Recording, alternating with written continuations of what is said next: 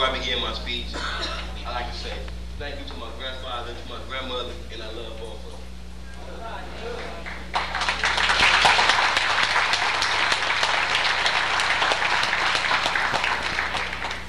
I want us here today to take this time to ask ourselves, what is the struggle that we are fighting?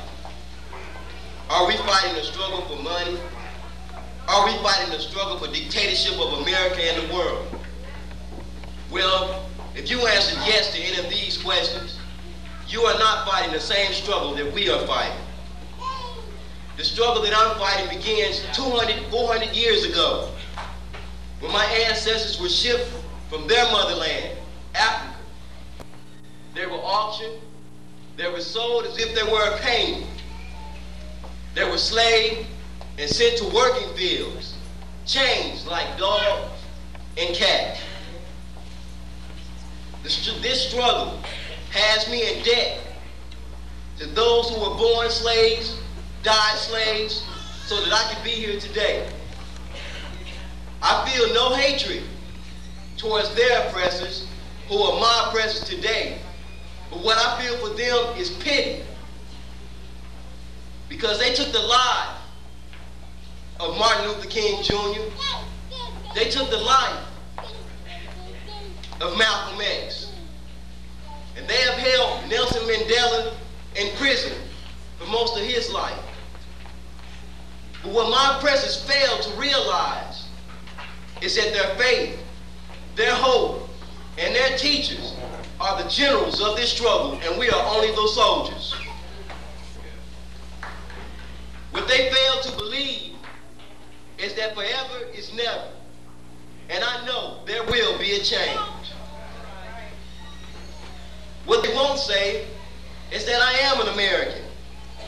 But that's okay anyway, because I know my roots began in Africa. What they will say one of these days is that I'm sorry. And I simply will reply, I know.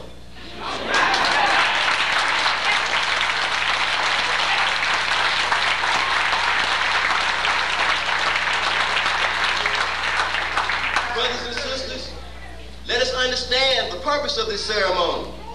It's not to eat and to be merry, but it's to mark the beginning of the end of our oppression. Let us join as a whole family, as many of all races and nations of the world, to fight for what's right and to prove the injustice of the wrong. I say to you today, let's bend and break. Let's penetrate in the conscience of the world. Put it on the witness stand, and let it tell us that all men are created equal, no more and no less. I can stay here all day and all night and give you information and give you proof, but that's not what I'm here for today. I want you to understand the purpose of this struggle. And it's not to separate, it's not to discriminate, it's not to segregate, but it's to unify and to justify and equalize all men on the face of this earth. Thank you.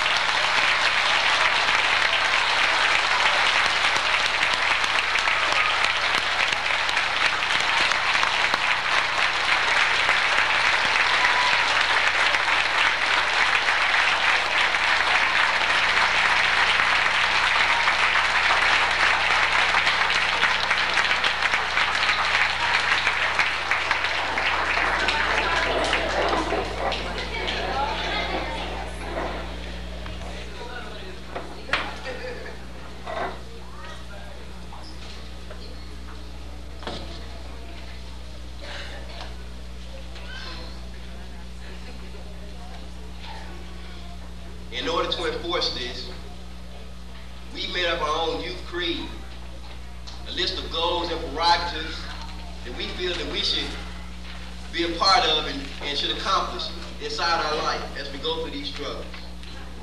Youth, are you ready?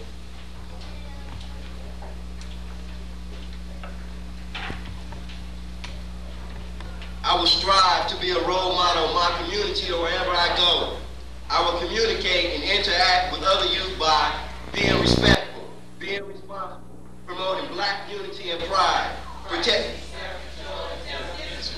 I will struggle to improve myself in my life by being open to new challenges and new ideas, taking initiative, achieving academic excellence. I will be obsessed with learning, promoting and preserving Black history and culture. I will be informed about community and world issues and events. I will actively participate in making change in my community and the world. I will fight for freedom, justice, equality, and peace. Thank you.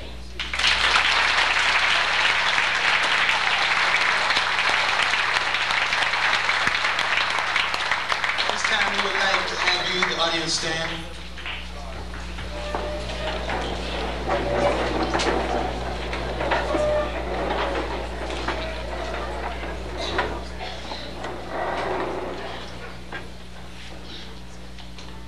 And as this particular program today has been, since this has begun, full of spirit, full of fire, we want to continue that as we are pulling together the meaning of the Swahili word Harambe. In this pulling together, we want to, in unity, in einity, collectively say Harambe 7 times. Hold on. I was getting ready to say something that she was telling me. But we want to raise our hands as we say it, to pull up as we are pulling together, and come down as we say it. And we should do this 7 times. And I want a lot of spirit, a lot of fire as we acknowledge and witness here in the youth, in the performers, in the speakers, and what is yet to come. Let's keep the fire burning. 7 Harambes. Harambe!